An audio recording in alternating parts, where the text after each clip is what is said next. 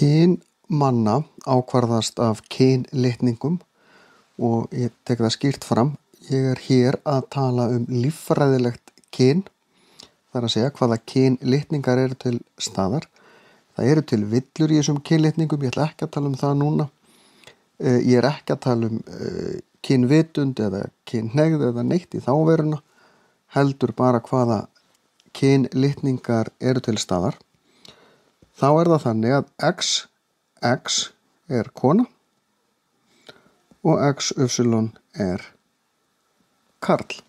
X-litningurinn er mjög stór og inniheldur fleiri gen heldur en bara kynákvörðun, en Y-litningurinn er pínulítill og inniheldur eiginlega bara gen hvernig á að breyta konu í karl.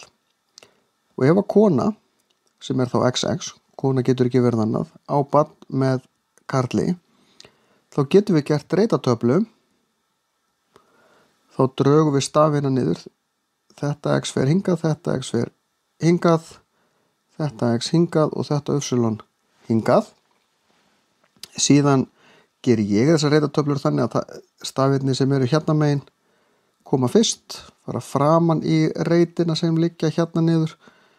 Þetta X hér fer hér niður, sérst hér og svo koma stafirnir sem eru hérna megin, þeir fara fyrir aftan, X, hérna, Y.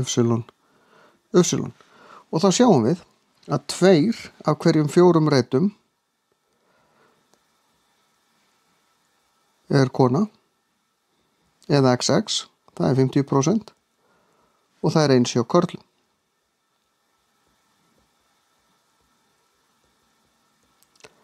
Það eru helmingslíkur á að barn verði karl eða kona og það er í raun og veru þannig eins og þið sjáið, í eggjum kvenna er bara X, konur get ekki verið með neitt annað en X.